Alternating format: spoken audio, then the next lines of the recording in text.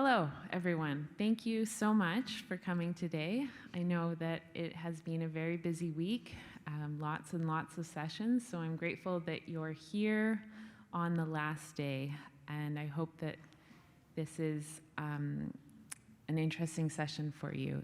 I would like to start by acknowledging the traditional territory of the Kainai Nation where we are gathered today, and also thank the elder Amelia McGregor who welcomed us on Wednesday evening. So today I'm honored to be presenting alongside three incredible women who bring a huge diversity of experiences and knowledge. And we're really hoping that this is sort of an iterative presentation. I'll be going through some slides, but I'll also be turning to my co-presenters to provide experiences and stories that give some context to the information in the slides. So I'm actually going to ask my co-presenters to introduce themselves, and maybe I'll start by introducing myself. I'm Alice Muirhead, and I'm a First Nation Inuit Métis lead with the Canadian Partnership Against Cancer. Lisa? Hi, everyone. I first have to say that it's really bright up here. I'm not used to this. I am Lisa Vaughn. I am from Treaty 6 Territory, Miskwichi, Wiskayagan, Beaver Hills House, Edmonton. I am a citizen of the Métis Nation of Alberta. I'm Métis on my mom's side and settler German on my father's side. Excuse me. I'm a registered nurse. I've been a registered nurse for about 16 years, and I've worked mostly in ICU and then palliative care. And I'm currently working for the Métis Nation of Alberta as the manager of community wellness. And I have a 7-year-old daughter, a wonderful, energetic dog, and 2 cats. It's really nice to be with you all today. Sophie Pamak, I'm naini inusi mavanga amalo ay pag matina lo mahu inni havot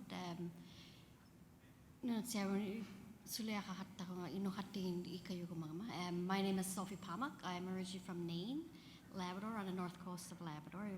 It's on the other side of the Quebec border on the Atlantic Ocean. And I've spent the last just about 18 years of my nursing career working with the Nunavut government. So I am really enjoying being home and working and looking after my own people.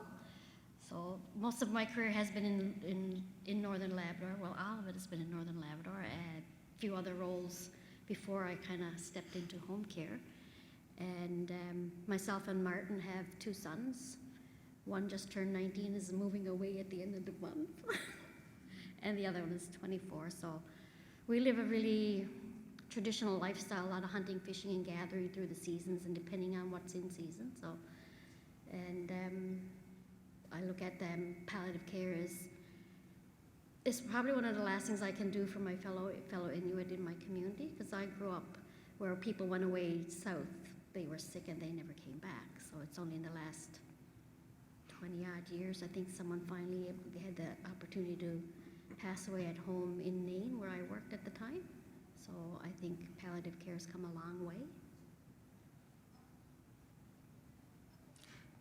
Sego, Scana, Ani, Bazu, bonjour. Hello, my name is Amy Montour. I am Haudenosaunee from the Six Nations of the Grand River Territory, born and raised and still there. My healthcare journey began about 20 years ago. After raising 3 children, I went back to school. I first worked as a PSW, and then I was a registered nurse, and then I became a physician. I'm trained as a family physician, but I don't work as a family physician. I work as a jack of all trades. Like most people in Indigenous health, I work where I'm needed. So my clinical work is in palliative care, and my colleague, Jeanette Armstrong, is the other half of my team that keeps me sane. And together we represent 6 Nations for our palliative outreach team. We service both on-reserve and off-reserve folks.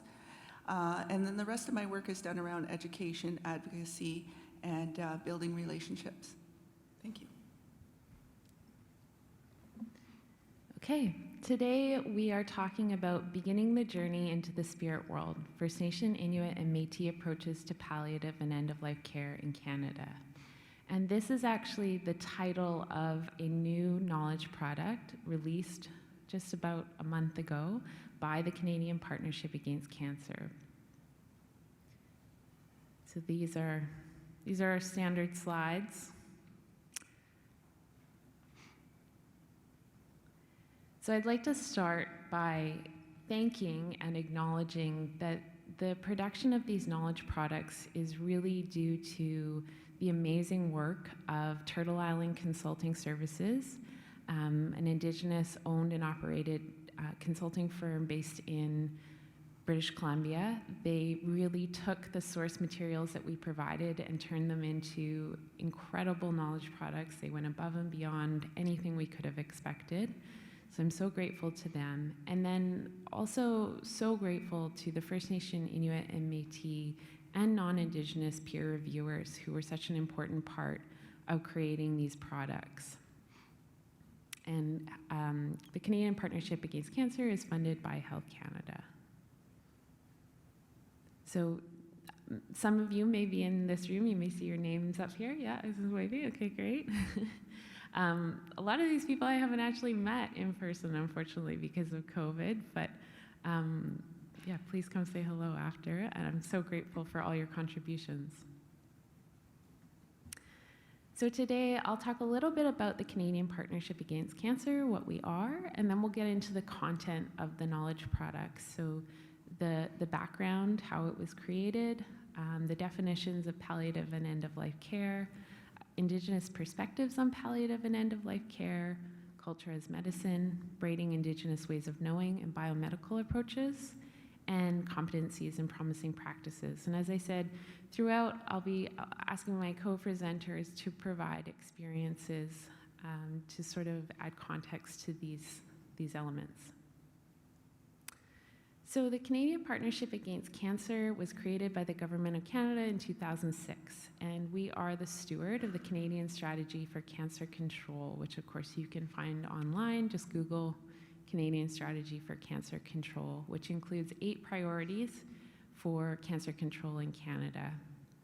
And really what we do as steward is support our partners across the country in achieving shared goals. So what we are all striving for is a future in which there's equitable access to high-quality cancer care, fewer people get cancer, more people survive cancer, and those living with the disease have a better quality of life. And we, since the inception of the partnership, we've been working with First Nations, Inuit, and Métis. And so I just say this to say that this palliative care work didn't come out of nowhere. This is really part of a much larger body of work with First Nations, Inuit, and Métis. And you can visit our website. There's lots of information about that work there. So, very specific to this piece of work, how did we get to palliative care and First Nations, Inuit, Métis? So, I'm sure many of you are familiar with these steps. Bill C-277, which called for better access to palliative and end-of-life care services in community, which then led to the framework on palliative care in Canada and the action plan on palliative care. The partnership began to work on the Canadian Interdisciplinary Palliative Care Competency Framework, which was one of the calls within that action plan. And as we were working on the competency framework, we went to our First Nation, Inuit, Métis advisors, and we said, what do you think of this? How could this be adapted to the First Nation, Inuit, Métis context? And the advisors really said to us, we don't really see ourselves in this. You should probably do some more engagement across the country. You should probably think a bit more about this. And that was in January 2020. And of course, we know the world changed very quickly after that. And it just wasn't possible for us to go across the country and engage with First Nations, Inuit, Métis. And it wasn't even really possible for us to do it virtually because it was such a new topic area for us. So we decided that we would rewrite the competencies to be broadly inclusive of First Nations, Inuit, and Métis, and we would sort of reset in terms of palliative care and take a new look at what we could do to address the priorities and needs of First Nations, Inuit, and Métis. So we brought together elders, knowledge carriers, experts, advisors in palliative care to talk about what are the priorities, what are the needs. And we were so fortunate to have such incredible people who really shared with us their stories, their experiences, and their needs. And Amy, Dr. Montour, was in one of these dialogue sessions, and we had posed the question, what can we do as a non-Indigenous organization to support you as Indigenous practitioners? And Amy said, well, you could create a knowledge product that really summarizes best and promising practices, that brings all of these things together. And so that's what we did. My thing's moving around. Ooh. Okay. So the knowledge product is the result of the virtual roundtable discussions, which we held a couple of. And it really summarizes the factors that contribute to palliative care experiences for First Nations, Inuit, and Métis. And it's really about best and promising practices as examples, but also some big themes, which we'll talk about today. And the audience for this is really any healthcare provider, any program planner, family members, community members, anyone who's providing palliative care or designing programs that have an impact or touch First Nations, Inuit, and Métis. So this is what it looks like. It's available online, and if you sent me an email, I could maybe send you a print copy if you were interested. And it really bridges the history of Indigenous peoples in Canada with a pathway and a set of resources for empowering both Indigenous and non-Indigenous peoples to grow and develop community-based palliative and end-of-life care services. And that was really what we heard from our First Nation Inuit Métis advisors when we spoke to them about the competency document. They said, we've had enough of the frameworks and the action plans and the strategies. What we need is improved care on the ground. Okay, so for the purposes of this knowledge product, palliative care is defined as relieving symptoms, pain and discomfort, and improving the quality of life for people with life-limiting illness. And end-of-life care is defined as focusing on meeting the goals of people within their last hours, days, weeks, or months of life. I know there's been discussion at this conference, and I understand that this is an ongoing discussion within palliative and end-of-life care. What do we call it? What are the definitions? So I just wanted to say that that's sort of what we're talking about in the context of this book, or this report. And these are some examples of life-limiting illness, because of course we're the Canadian Partnership Against Cancer, but we fully understand that palliative care isn't always about cancer. And one of the things that we discussed as we were creating this resource is that for First Nations, Inuit, and Métis communities, death in crisis or sudden death can sometimes occur more frequently than a palliative care supported death, and that the tools and resources or the learnings from this book can perhaps be applied to support people who have experienced death in crisis. So I've included the next couple slides, particularly if there's anyone in the room who's maybe not from Canada, or maybe you just don't have a lot of knowledge about First Nation Inuit Métis health. So in Canada, there is no identified data for First Nations Inuit and Métis, so it's a little bit difficult to have a clear picture of cancer rates or rates of life-limiting illness. However, the data that we do have suggests that certain types of cancer rates are higher among First Nations, Inuit, and Métis, and certain cancers are lower. So there's some differences in the types of cancer that Indigenous peoples experience. They tend to, or First Nations, Inuit, Métis individuals tend to be diagnosed at a later stage with more severe illness. So palliative care becomes particularly important. Indigenous peoples are also the fastest growing populations in Canada, and they may have different perspectives on death and dying. And of course, we know in Canada and in many other countries that healthcare services are generally based on non-Indigenous biomedical values, which can lead to inequities in service delivery. So an increasing number of Indigenous communities are calling for, and I don't think that this is new, I think that maybe we're just hearing more that Indigenous communities are calling for more appropriate care for their citizens and care that's tailored to the needs.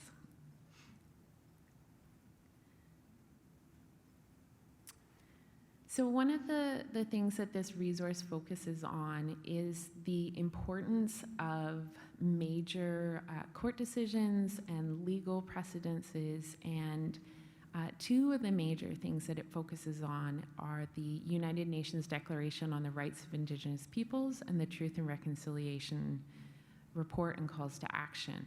And these are so critical because not only is it sort of the right thing or the good thing to do in terms of providing palliative care that is community specific and people specific, it's really a legal obligation under these agreements or these decisions, especially the United Nations Declaration, which calls for self-determination for Indigenous peoples and their health, and for Indigenous peoples to decide for themselves what their life and death should look like.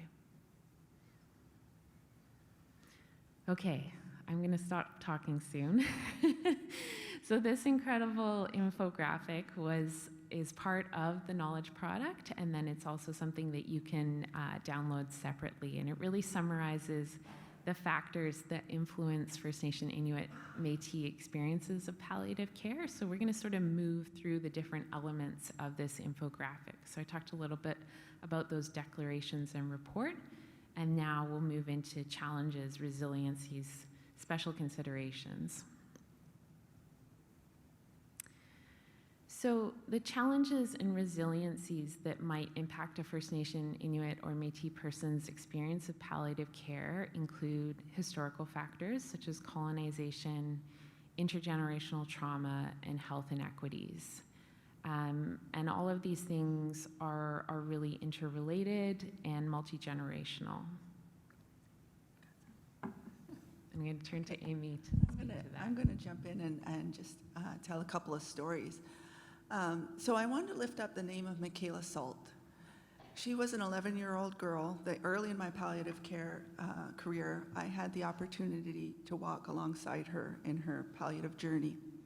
And she was diagnosed with a cancer around 9 years old, and initially followed sort of conventional Western medicine for her treatment of her cancer. The side effects and the treatment was intolerable for her. It was absolutely intolerable for her. And she reached out through her parents to spiritual leaders in our community and asked for traditional ways to help her through this cancer journey. You can Google her name because it sparked a fight across Canada. Children's Aid were involved. Her parents were demonized for wanting to use traditional ways of treating her illnesses. She was demonized. It became all about the decision and not about what Michaela was standing for. Michaela made a decision, and I know sometimes it's hard as a provider to figure out when a child has the capacity to make that decision. And I can tell you, sitting by her bedside for the last 9 months of her life, she had the capacity to make that decision. She made the decision to stand, to use self-determination as an Indigenous person, to bring attention to the fact that the Western system didn't see our ways and our ways of knowledge, our ways of healing and wellness as being valuable, as being equal to Western ways of knowing. And why is that? Well, that's because of colonization. And it even goes back further than that. If you listen to the news stories, you'll hear that there has been a call for the Pope and the new King Charles to repeal the doctrine of discovery. that's where our story starts. In the 1400s, when the royalty went to the religious leaders of the time and said, we want to go out and conquer land. How do we get that land? And there was a papal bull issued that said, if you go to a land and those people do not believe in the religion that we believe in, they are not people. That land is empty and you can take the land. And that is the basis of the formation of Canada. They thought that we weren't people and they could take the land. And then they found out that we weren't going away. And the Indian Act came into being. And the Indian Act controlled everything about us. And it embedded trauma so that we couldn't sort of work our way out of that trauma. But the exciting thing is that we're here. We are all here. So we are resilient, strong people. We've been here for thousands of years. And Michaela Salt, 11-year-old girl, stood up for that. And I wanted to lift her name up today. I just wanted to add, listening to you about, we are here. As a child growing up, my grandparents had raised me, and my dad would say, you can do whatever you want. We're Inuit. We're strong people. We can do whatever we want. We've been around for all this time, and we're still here, despite everything that has gone on. We're still here. We can do whatever you choose, and it would be nice if there was a lot of other children raised that way as well. But I just wanted to add, it's that mindset of who you are, where you come from, and the value that is placed on us as people.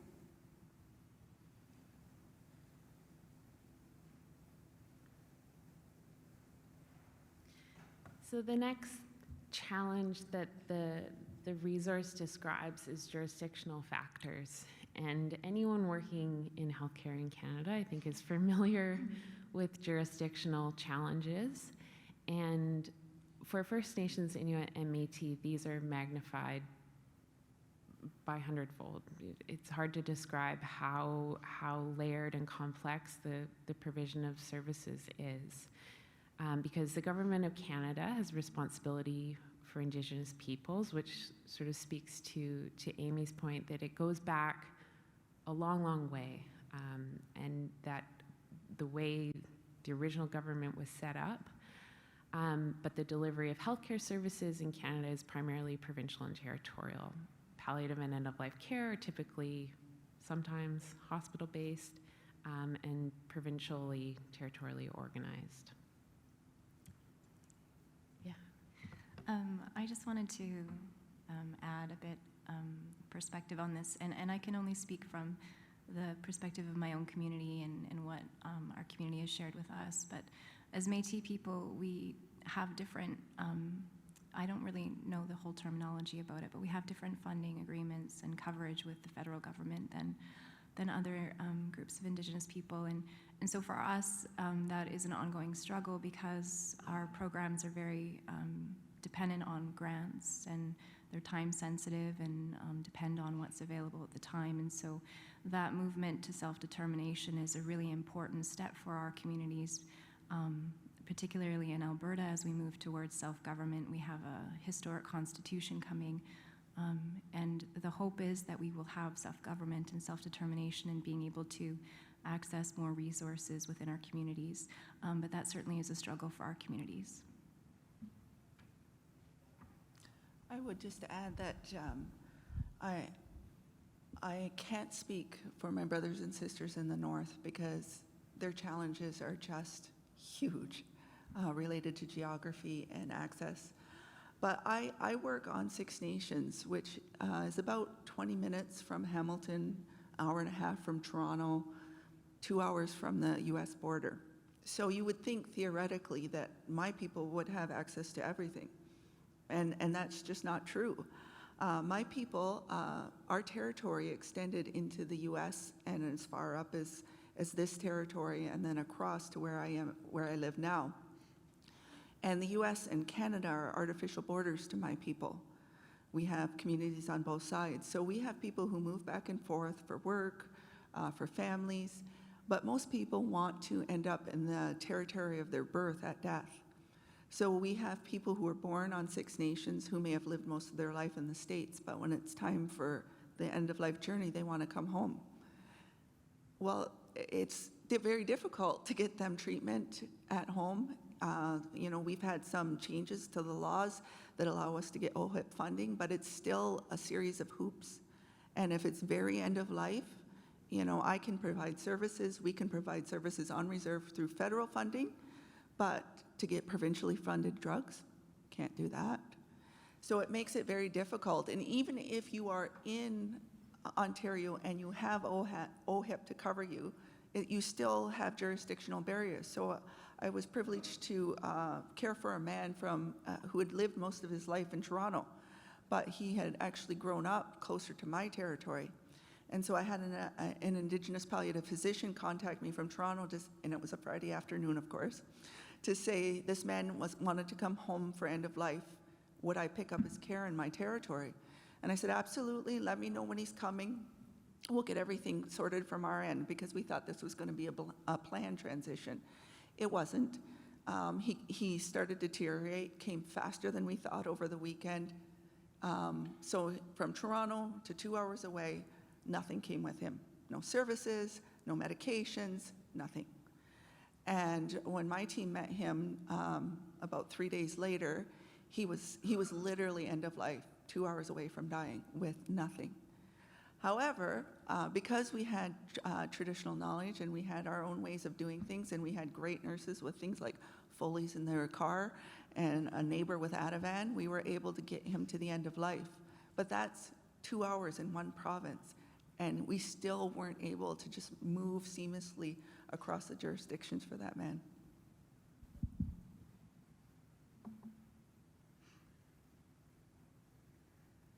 Thank you. So this is a little bit more about those jurisdictional factors, undefined roles and responsibilities, a lack of coordination, which I think you've heard. There's gaps in jurisdictional responsibility for funding. There can be arguments about who pays for what, and ultimately the patient suffers. Definitely challenges in navigating these boundaries. As Lisa said, there's inadequate availability of sustainable funding, particularly for Métis, who have faced challenges in terms of being recognized by the federal government. Some of the legal, like the court cases that have happened, are described in the resource, which gives a bit more detail about what's now available for Métis nations. And then inequitable access to cultural supports and resources, medications, supplies, and home care. And as I said, there's differences in what's available to First Nations, Inuit, and Métis. So one of the really incredible things about this resource, I think, is that while it describes the challenges and the issues, it also talks about resiliencies and strengths. And it actually is quite a positive document and really strengths-based, because I think that there is a huge amount of strength in community. These three incredible women are just one example of that. So there's growing recognition of Indigenous title and rights in Canada. There's enhanced partnerships and collaboration across different orders of government. And there's growing recognition and respect for local Indigenous primary care systems and for cultural safety in healthcare.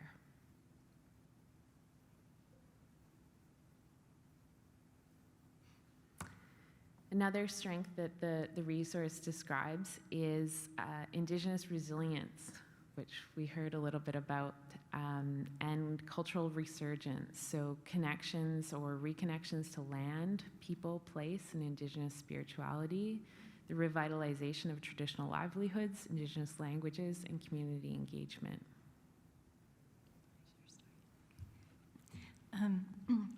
This isn't specifically related to palliative care, but I think that it absolutely relates.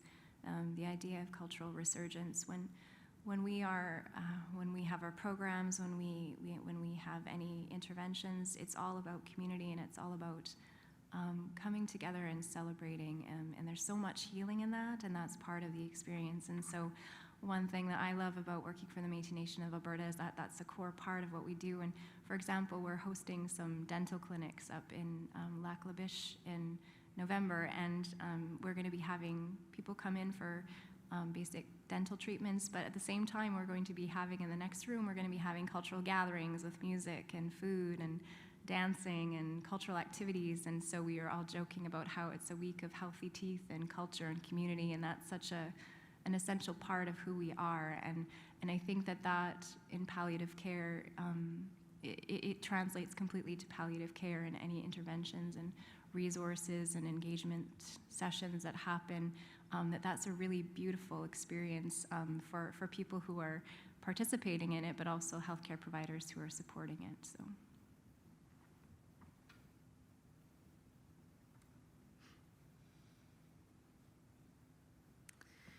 So the book also talks, or the resource talks about cross-cultural factors, so Indigenous healing, helping, and cultural safety.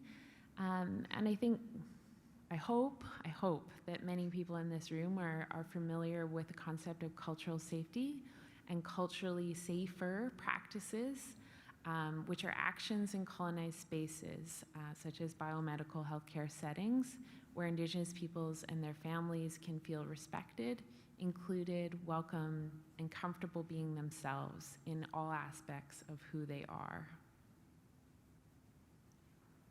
In some healthcare organizations, that may be a special room. I know our pediatric hospital has a special room in Hamilton where Indigenous families can gather.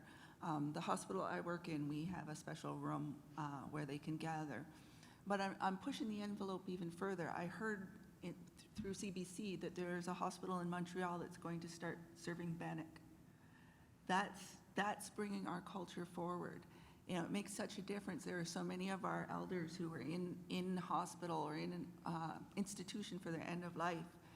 And, you know, even the simple act of bringing them oatmeal, well, is that what they had to eat in residential school? You know, you really have to think about every aspect of what that space looks and feels like for that person who is not from your culture. I just want to tell you, like you're talking about people are in the hospital, like where I live in Northern Labrador with the Nunavut. Home care is under the Nunavut government, which is the Inuit land claimant organization, as well as the province of Newfoundland and Labrador runs the acute care clinics on the coast. So you have a really close working relationship with your clinic nurse so that, you know, it's seamless. I know I've been to a conference before where they said the paramedics come and physicians, and like nobody seems to speak to each other. So, but I find home, maybe it's because we are a small community, like you work really well together. And I mean, we're fortunate, like most of the Nunavut government nurses are our local nurses, as well as some of the acute lab Grenfell nurses are also local as well. So it's local people, we're caring for our own people. So it's really meshed together as one. Like in the beginning 5 years of my job, people still thought I still worked for the health authority because they see me in and out there all the time. But that's such a good working relationship that you have. It's like, it's really is seamless. And having people be able to come home, like to me, that's still a huge thing, even though it's been 20 odd years now. So, So even though it's been 20 odd years from when I first seen somebody to have the ability to come home to die, and it still feels like a new thing. So the idea that people aren't dying away home, they get sick, they go away south, and then they don't return until they're coming home for burial. So I think our advantage is because we are small and we are really work well together, it makes it a whole lot easier for people that are coming home, that choose to stay home. I mean, there are options. You can go Central Labrador for a palliative room, but most people prefer to stay home, and because of the roles that we have and the staffing that we have, like our people have that option. You can, if you want to come home, if you want to stay home, then you stay home. And so I just wanted to, probably too chatty. Thank you so much. I think that it's so important to hear what is meaningful to patients or clients or people at the end of life, because it's not always possible for people to go home, and perhaps you're working with First Nations, Inuit, Métis in a healthcare facility, but if you can hear how important home is, maybe you can help to facilitate some aspects of home for that person. So I think it's really important to talk about. Yeah. We keep taking over. No, it's okay. So I wanted to add to that I would say in our community, staying home is definitely a preference, and especially for people who live in the more isolated areas and have to travel quite a ways to go to any palliative care programs or hospice or anything. And it really is a beautiful experience for people to be at home, for families. And as a healthcare provider, I know that experience is beautiful, but as a family member who has been able to care for family at home, it's also a beautiful experience.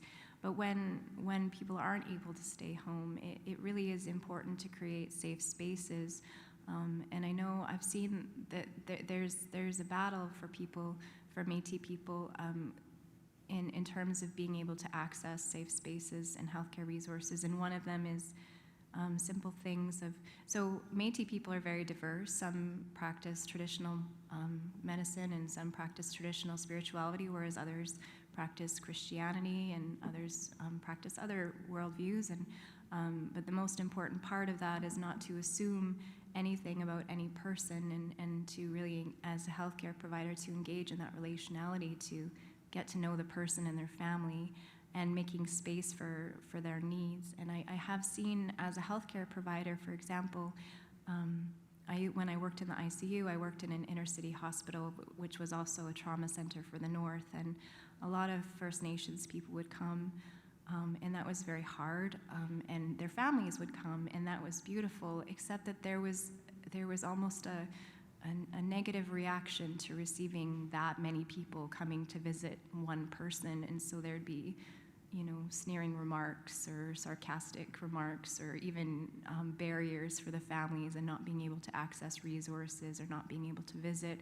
And it seems like a small thing maybe in the moment, but family is everything. My mom has something that she wrote on her fridge in her neat little handwriting: "Family is medicine," and that is an important part of who we are. And there's other aspects of who we are that need to be embraced and allowed to be in a safe space. Thank you. So another resiliency that the resource talks about is capacity building factors. So knowledge, skills, and abilities can empower Indigenous peoples to participate in any or all aspects of decision making. So I know that there's great resources available. Canadian Virtual Hospice, who's here, they have a booth, they have resources, an advanced care planning booklet specific to First Nations, Inuit, and Métis. And these types of resources or tools which can empower Indigenous peoples are so important. And we hope that this resource is sort of a catalyst for creating more resources like that.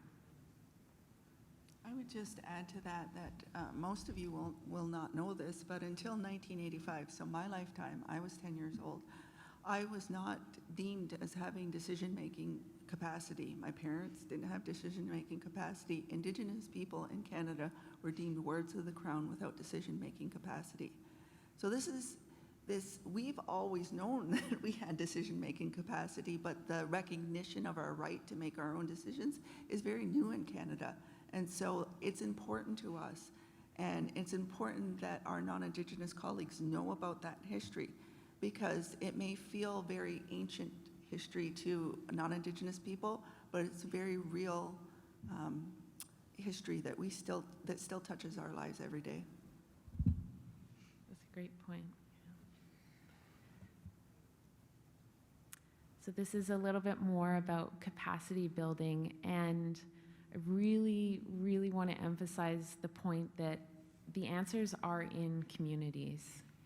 If you are a funder or a non-Indigenous palliative end-of-life program, healthcare delivery service, don't assume that you know what will work for First Nations, Inuit, and Métis peoples. Engage those peoples and find out what their solutions are, because they have the answers.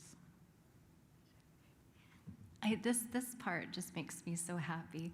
I attended, and again, this isn't specific to palliative care, but it absolutely translates. I attended the National Summit of Indigenous Mental Health and Wellness a month ago, and it was a beautiful day of communities across Canada coming and sharing the work that we're doing in our communities, and it was so beautiful. There was land-based healing, land-based education, intergenerational engagement, cultural activities. It was so beautiful, and the key message of that day was that we know within our communities what we need to thrive, and we have the ability to do that, because the core part of who we are is that we care for one another and that we take care of one another, and we have that, we know that. We just need the resources and the funding and support to be able to do that. And when we are able to do that, it's so powerful and it's so beautiful.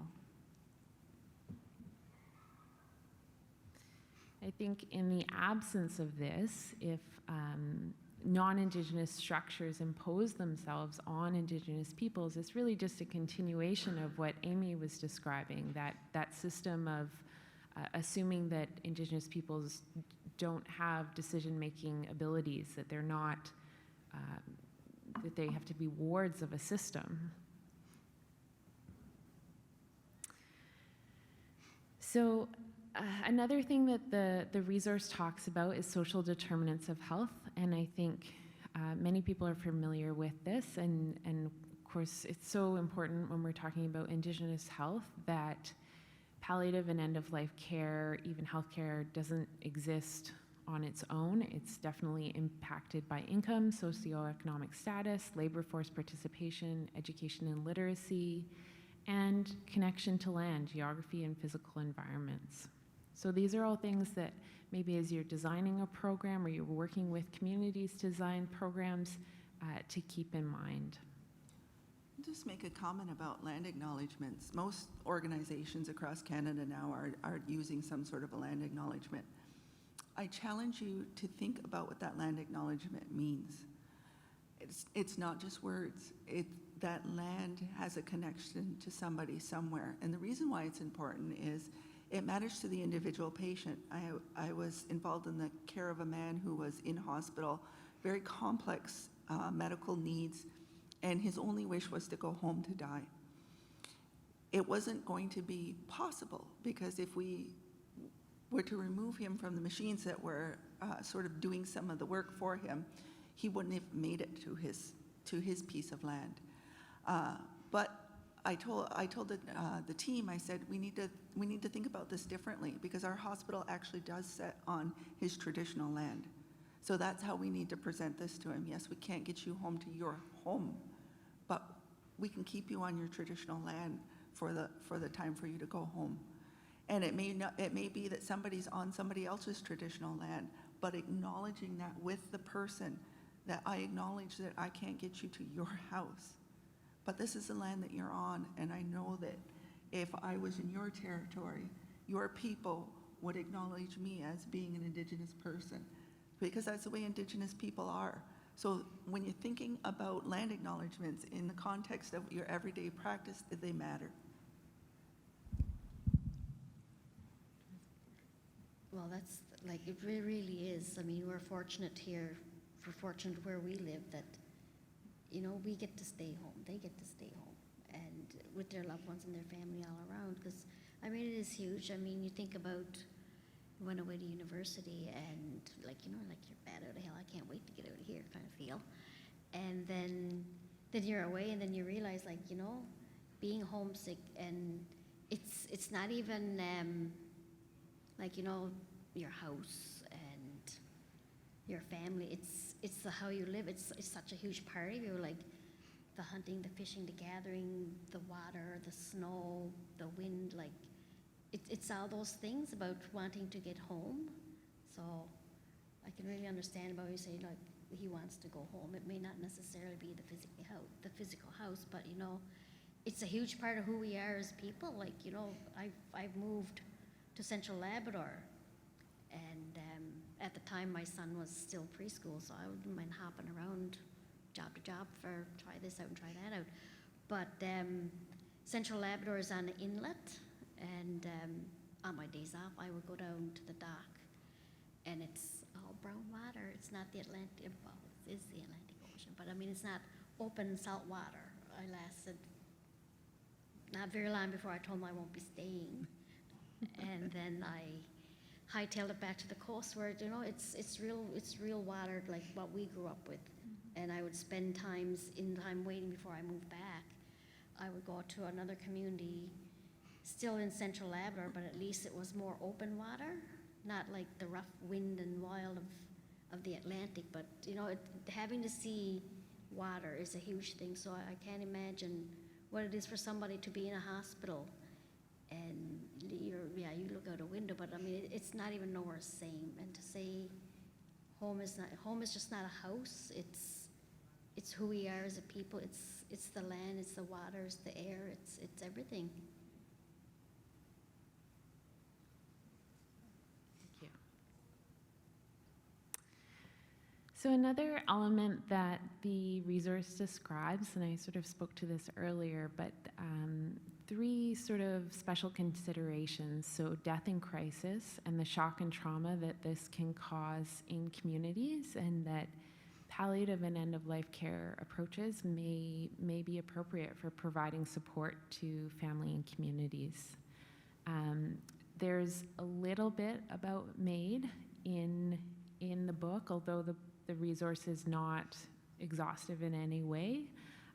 We simply added that MAID is a special consideration, and like any other end-of-life or palliative care decision, Indigenous peoples must have a voice at the table, and they must be informed and self-determined in their choice.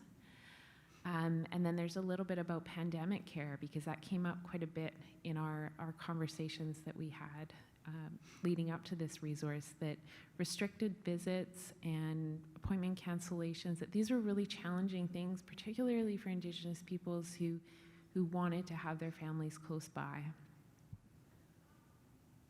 And just make a comment too about the death in crisis. So most of us who are working in our own communities, you know, we're doing the work that you do every day, but we're also palliating our aunties and our cousins and our nephews, and our best friend's son was killed in a car accident, and we get up and we go to work every day anyways. So just think about that when you're working with Indigenous healthcare professionals, and remember that they are Indigenous people, and then they're healthcare professionals. So everything that we talk about in terms of the challenges and the resiliencies, it belongs to them as well as their healthcare background. And so just making time for debriefing, for listening, for just hearing what our experiences are, that matters as well.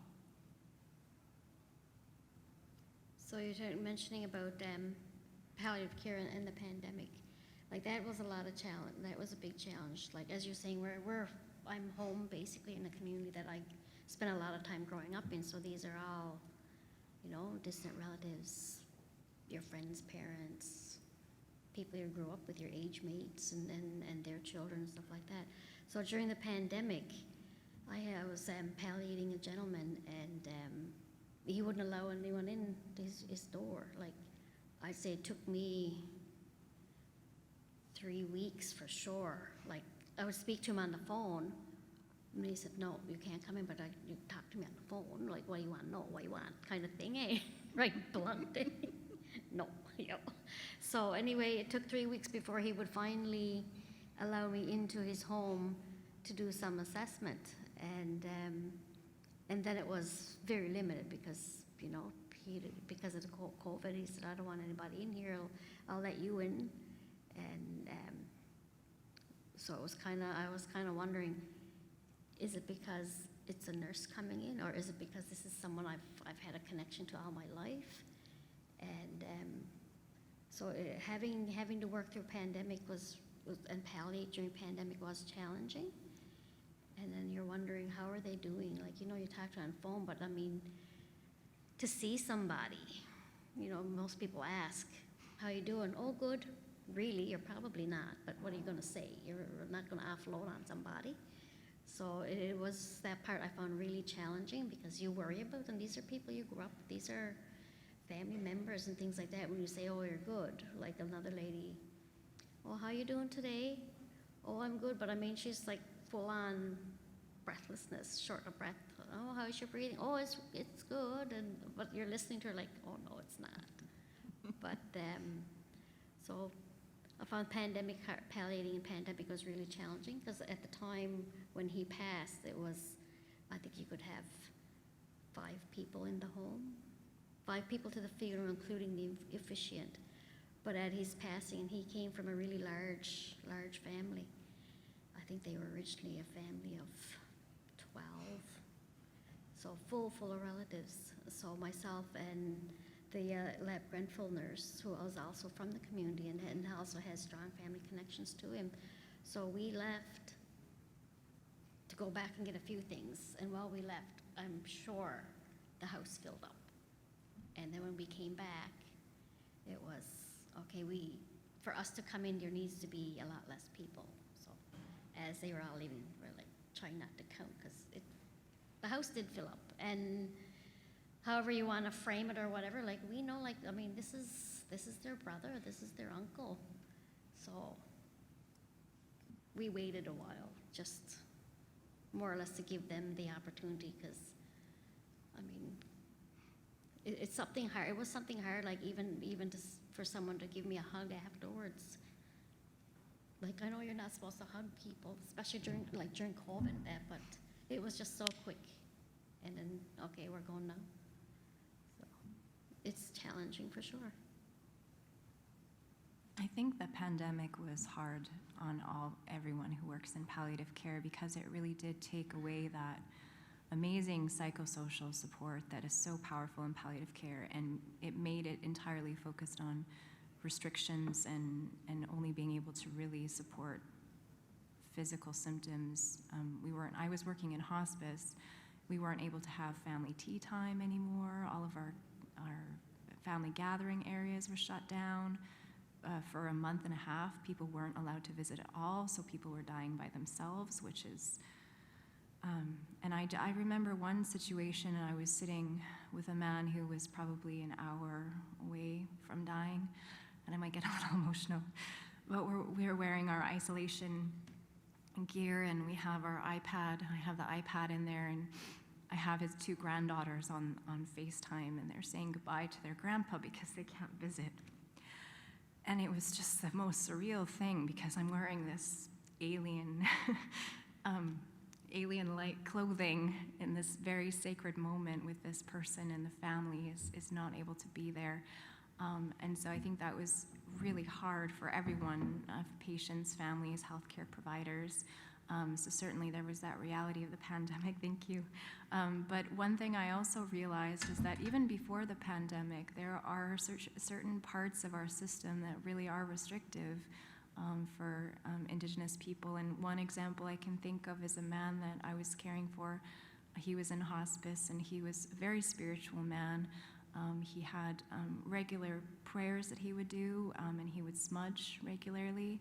But because of the, I don't even know what it's called, the smoking policy or something of the building, in order for him to smudge, he had to go through all of these loops with a cultural helper, and then getting approval. And so each time he wanted to smudge, he had to do this process that would take days, when he would smudge regularly 2 or 3 times a day, and that was an important part of his healing and his journey. And even just things like having to have meals at certain times, having to have only the food that's available at the time, only a certain amount of people in the room.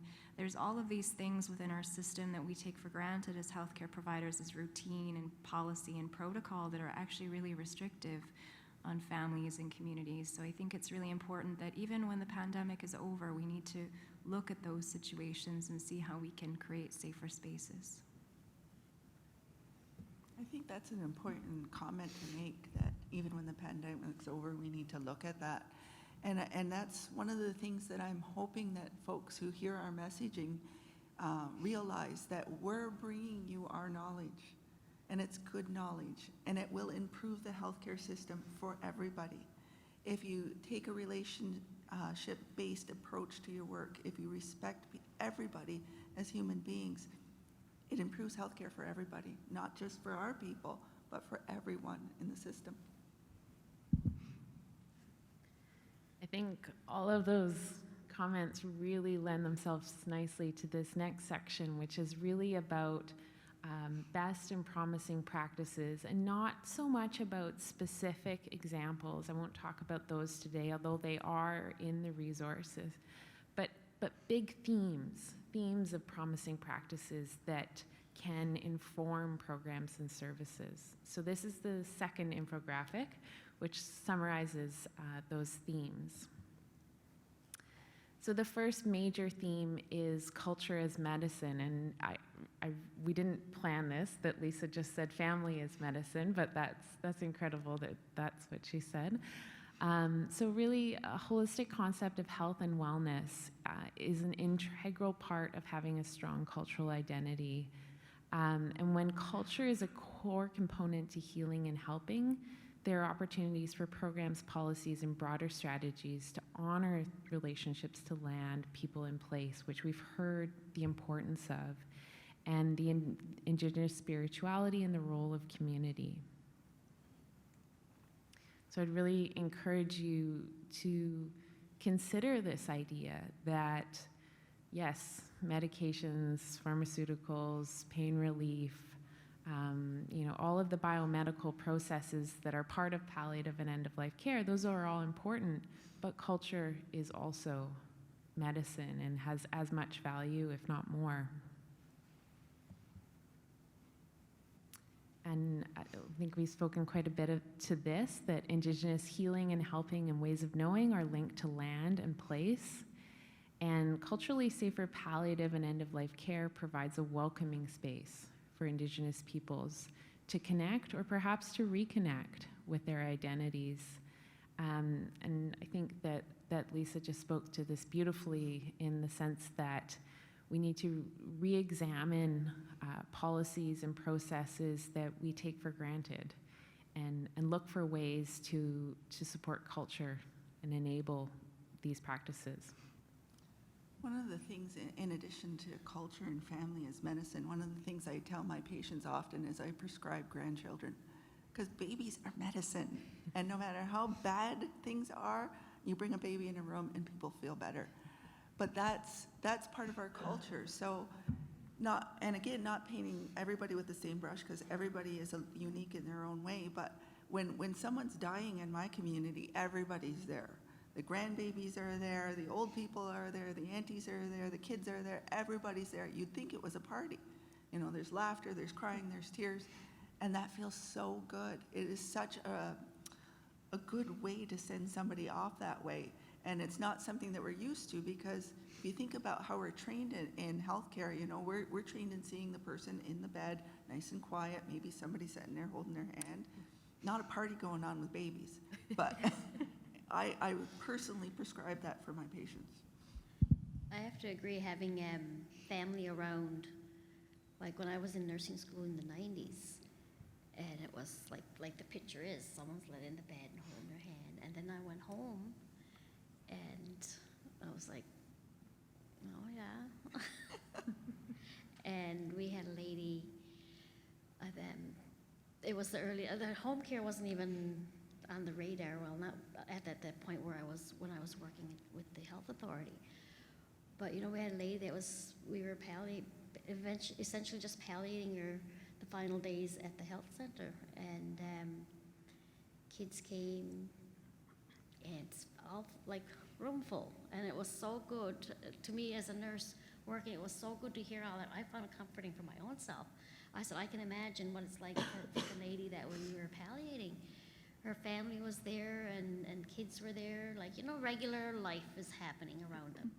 They're not just let in a bed by themselves with one person sat there. Life is still happening. They're still talking to them and telling them what's all on the go, what's the news, and who went where and caught what, and all that kind of stuff. And even just something as simple as bingo. Bingo is big where I live.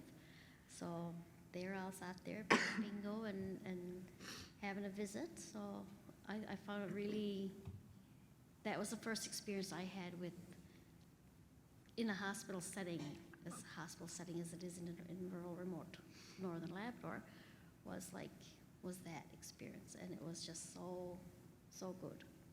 So having family around everywhere is the best thing. And I do agree about babies and small children. Like when my mom passed, my son was probably 3, and other family members bringing children, and it was like it does so much to the atmosphere. When my grandma was dying, I think I shared the story in here. Sorry, I choked on my water, so I'm hoping to talk my way through it.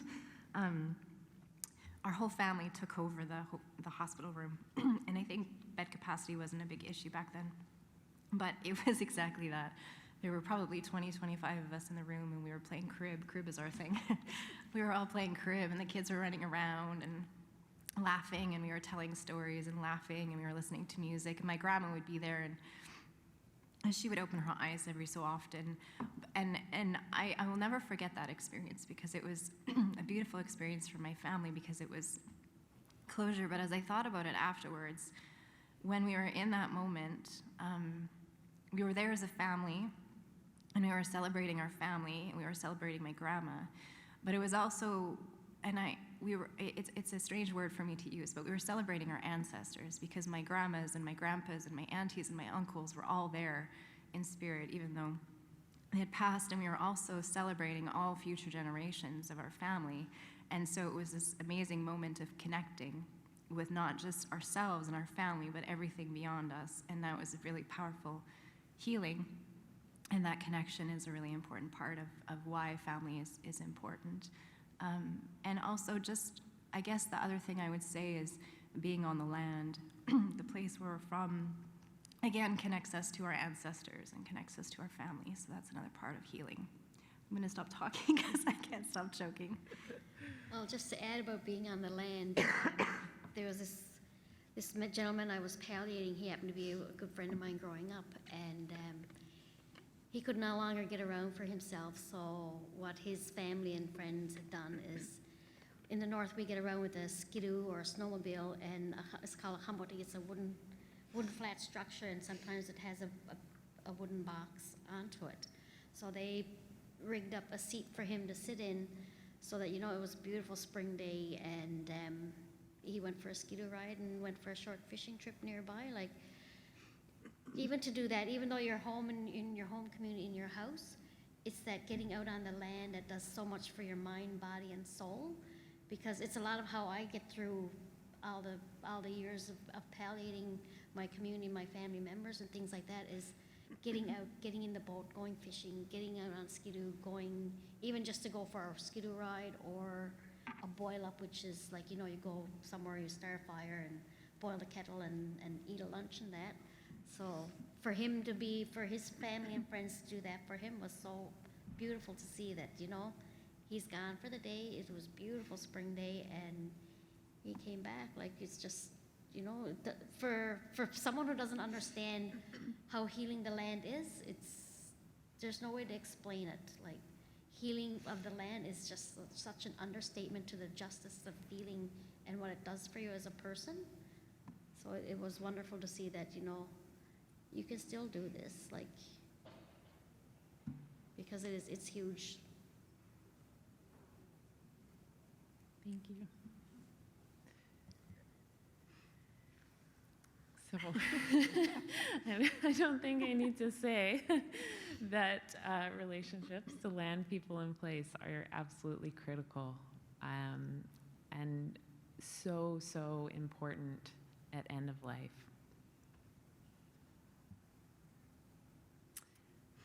And I think Lisa spoke to this as well. The connection to ancestors can be important for some Indigenous peoples. I really don't want to generalize, and I hope that that's clear from this presentation and from the resource, that what is true for one First Nations person may not be true for another, and there's vast differences between First Nations, Inuit, and Métis, and then within those populations as well. But for many Indigenous peoples, death and dying is not just about biomedical and physical processes. It's about an individual's journey to the spirit world. And it's a social and spiritual event which we've heard to be honored and celebrated as a collective. And just a word about the role of the ancestors. I've encountered a few times people saying, oh, they're delirious, they're hallucinating, you know. You need to listen to what it is they're saying, because it's possible they're in a delirium, of course. But if you really listen, most of the time, they're connecting to that other side.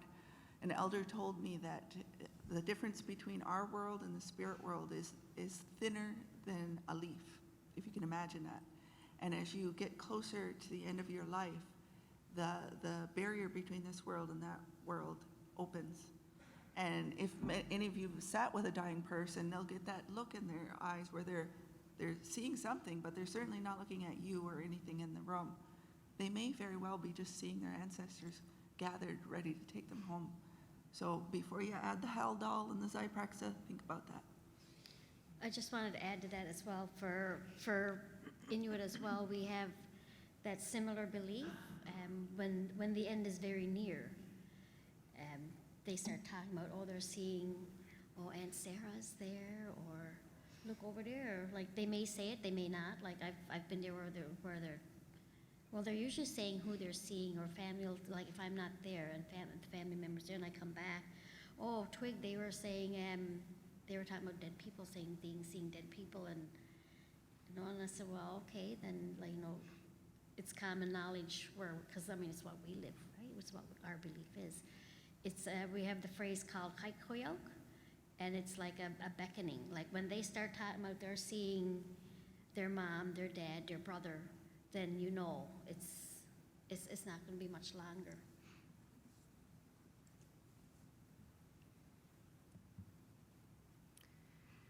So again, within the section on culture as medicine, there's a re-emphasis on the answers being in community.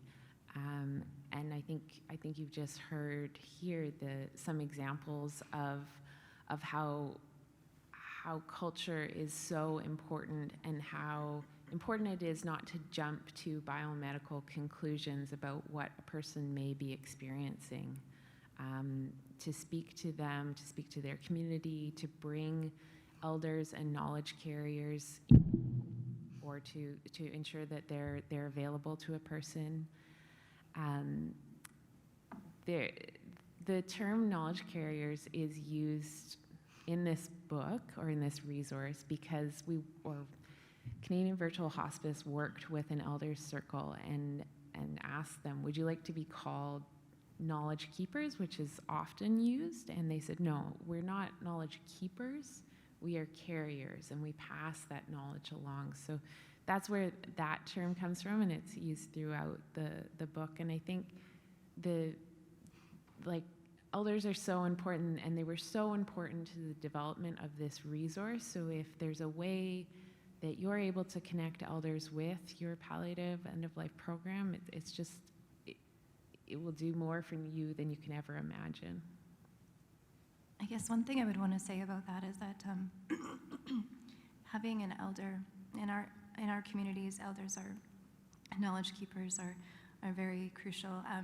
But it's not the same as when you're working in a hospital and you're calling spiritual care or you're calling a social worker for a referral. It's not. An elder was joking with me about this. She said, "I'm not a dial-in elder." So there's a process to asking for an elder, an elders keeper, and there's in our communities we offer protocol. It's relationality, and a lot of our communities are actually very overprotective of our elders. So there's a process that needs to be in place to respectfully ask, and I think that's important to know as a healthcare provider. I think a good example of that is if you can think of somebody who you think of as being important in your role. Say Dame Cicely Saunders showed up. Would you just call her up and say, hey, can you come on over? No, you would do it in a respectful way, given her position of privilege. That's the same thing with an elder. They have a position of privilege. They are experts in what they are experts in, and they need to be treated that way and funded appropriately for their services if they are helping us in the mainstream system. Thank you for that context. That's really, really important. Further to the answers being in community, there's a huge role for community leaders, for families and friends, and often this phrase is used, nothing about us without us. And I think, Sophie, and when we were talking before this presentation, you said to me, like, can you believe that funders are applying for funds to do work with Indigenous peoples without even talking to us? And I thought, yeah, like that is crazy, but it does happen. Maybe you can speak to that? Is this one about the accreditation? Well, Is sure. it that story?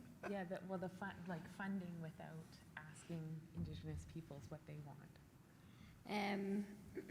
Back when I was a nursing student, we were hired to help the health authority become in their accreditation process. So, you know, you're ripping the charts apart and putting in the proper format, and you know, it gets kind of tedious. So you just kind of start,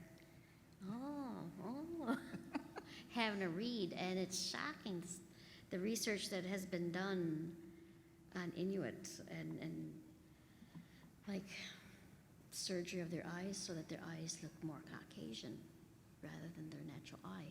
But talking about the other things about research, I mean, it's come a long way now within Nunavut. There's a research, you have to apply to do research to the Nunavut government to that, besides the provincial agency. And for anything like right now, we're having an Inuit Health Survey, which is a national health survey, and there's also an Inuit-specific Inuit Ethics Review Committee.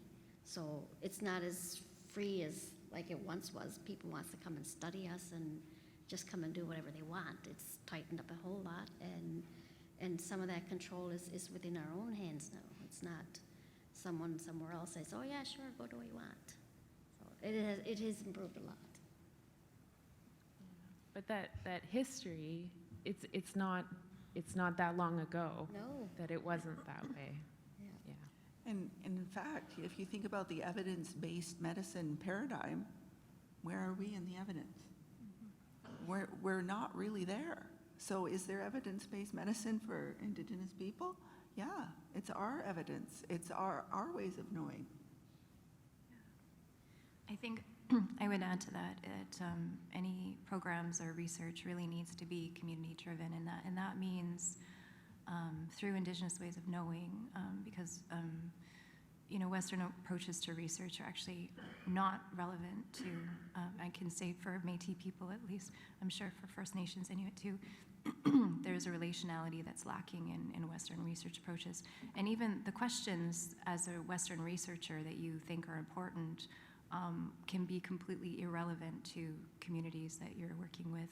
And I have seen very recent examples of Western researchers writing up grant proposals and applying for grants with the purpose of engaging with Indigenous people after they receive the funding. So that is still a very big problem that's happening in all areas of healthcare, and it does need to stop, and everything needs to be driven by community, from the questions to the inquiry to the analysis and to the reporting as well. Thank you.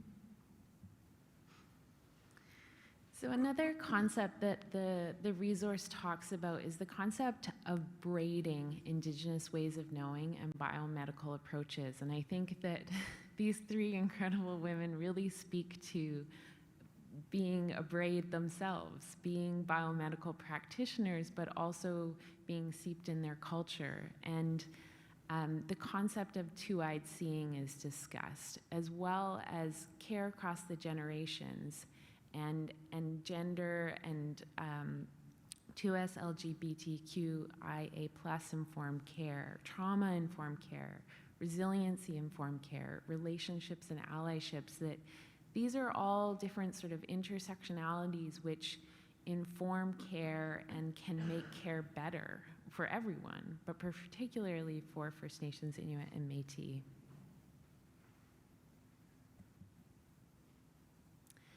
So as I said at the beginning of this presentation, this journey for the partnership really began with the Canadian Interdisciplinary Palliative Care Competency Framework, which is a common vision of minimum national standards that people need to demonstrate to deliver high quality, safer, and ethical palliative and end-of-life care in Canada. And I just wanted to highlight this a little bit because the document does go into how there are already examples of First Nation, Inuit, Métis programs and services that speak to each of these competencies. So I won't discuss each of these, but just know that that's in the resource. And also within the resource are some competencies around culturally safer care.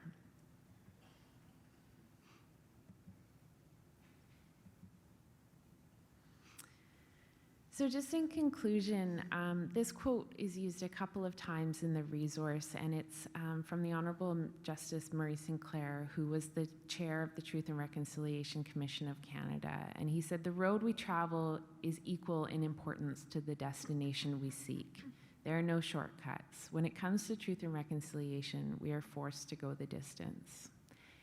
And I think this is really important in the context of palliative care because there's no easy way to do this, but the journey is so important, and it's even more important perhaps than the destination.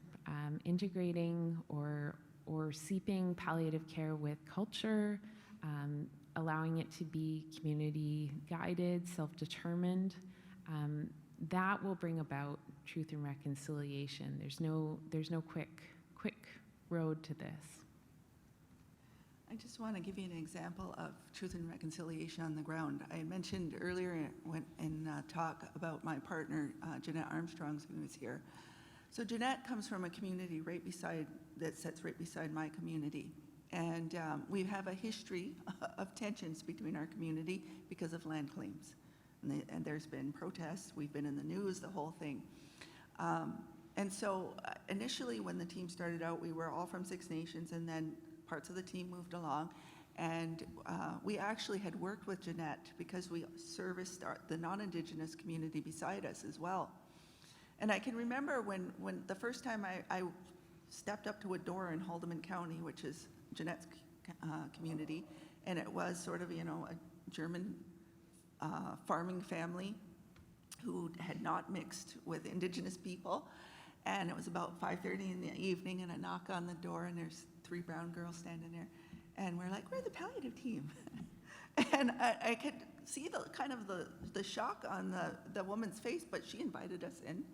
And that was the very first week I started palliative care. So then fast forward to when Jeanette started with us. By this time I have about 4 or 5 years under my belt, and we were going to see an elder. And so that was one of the first visits that I took Jeanette with me on. And when I went to see the elder, we actually did an hour-long visit. 5 minutes of that was me asking him how he felt, if pain was okay, nausea, vomiting, and then we just sat and we learned, because he'd just teach us. And his family would be there, and other healthcare providers would be there, and we just sat there and we'd listen, because it was just like this big gift. And I remember coming out of the house and Jeanette saying to me, "It's the first time I understood what it feels like to be a minority." And from that moment on, her and I worked together. She learned about my community, I learned about her community, and we are living truth and reconciliation, because I go to her community and I provide palliative care, not just from a Western lens, but with my Indigenous ways of knowing. And she comes to my community and she provides palliative care in that two-eyed seeing approach. And we cross over very well. And folks in both the Indigenous and the non-Indigenous community, they have all given us a good reputation. So we're living truth and reconciliation. I have a question here that's come from the online audience, and I think this is an important question that maybe others have. We don't have a ton of time, and it's a big question. But how would you go about dealing with pharmacological interventions interacting with natural healing medicines? So I'll give you an exact example of this. So I'm not a traditional medicine practitioner. I don't know what's in all of the medicine. But I trust that the elders who are providing the medicine do know. So I don't question them a lot, but I work with them. So I'll give you an example. I came into hospital. There was a gentleman who was in cardiorenal syndrome, anasarca up to here, and all he wanted to do was go home. He just wanted to go home, and nobody was helping him, and it had gotten to be such an adversarial relationship that the nurses would just walk in, hang meds, and walk out and not even talk to him.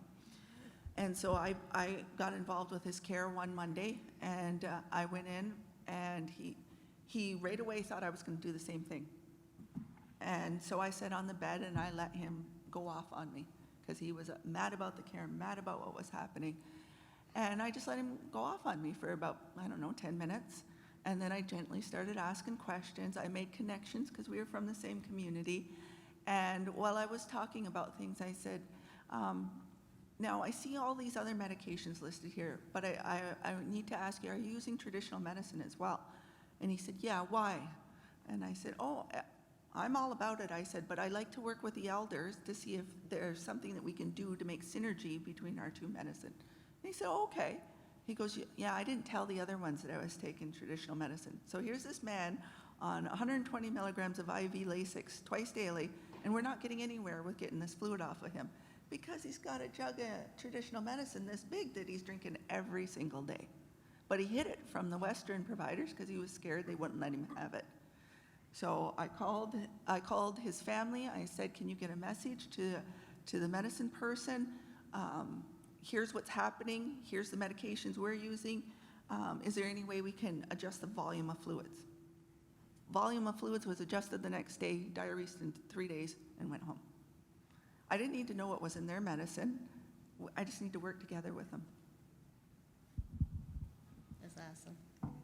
Yeah, that's a fantastic example, and I think the big themes are communication, respect, valuing both ways of knowing equally. I hope that addresses the question. Another question is about how can settlers be best allies to Indigenous community members? Are there ways for us to learn and share Indigenous ways of knowing with an aim to ensure they are respected and valued? I'll start. I got lots to say, sorry. I think what people need to do first is know who you are. Canada as a country is about 150, 160 years old. That's basically a baby in terms of countries if you look across the world. So when people say you're Canadian, what does that mean? If you have a great definition of what that means, then that's your culture. But what does it really mean? Where are your people from? It wasn't that long ago that your people came here, even if you were second or third generation settlers to this country. You have a culture. You have ways of knowing. I use the example of chicken noodle soup. Everybody thinks, that's great comfort food. And somebody's mother somewhere in some country realized that ginger worked to make you feel better. That's traditional medicine. You have traditional medicine. If you find out who you are, where your people come from, where your knowledge came from, you also are linked to something. And when you know who you are, it's easier to understand who we are. I can add to that, and I think I've often heard that referred to as self-location, so recognizing where you come from and how your experiences in life have shaped who you are as a person is really important, because in the Métis community, when we introduce ourselves to each other, we introduce ourselves as who we are and who our families are, so it's all about where we come from, which influences who we are as people. So your own self-location is really important about who you are and how you relate to other people, so being aware of that helps. But also, relationality is a really important part, and relationality takes time. It's not something that you can just call up and have a Zoom meeting. it's over a period of time, it's through respect. And also, I had somebody tell me that you have to be okay with discomfort, because you are going to experience a lot of mistrust and hostility, and you have to be okay with that. Take it humbly, with reflection, and slowly through time, relationships build, and that's how allyship comes. I think it too would like for anyone coming in, it would have to be come with an open mind, leave your preconceived ideas and notions, and listen to the people you work with. Like in my community, our health authority lady she's from there. I'm from the area, I grew up there, and the other lady that works with us, she's married to a man in the area. So when you come to our communities, come with an open mind and a willingness to learn, not kind of, because I've come across some interesting people. They're not open, or they'll stand there and listen to you explain stuff, but you know they're just standing there just kind of like, is she almost done here now kind of thing. So come with an open mind and a willingness to learn, and be genuine, because it's very easy to tell when people come to our community and how they treat you, and it's not genuine. Like whether that's coming to our community to care for other people, or coming and being a colleague and working with people, because sometimes, it still creates friction. Like as far as the day-to-day nursing portions, that works, but the personality side and how they treat you really, if you're not genuine, then it shows loudly. One good indicator that you have created a relationship is that you share a giant belly laugh together. Once that happens, you got something going. So I think we are out of time. I'm just going to skip forward to this slide, which has my email address on the bottom, which you can email me to request the link to the resources, or if we can share the slide deck, these are the links. And I think I can say that you're welcome to approach any of us with questions. Thank you so much for your time and your attention. Are we done? Can we take a question? That's it. That's it, she says. Okay, thank you.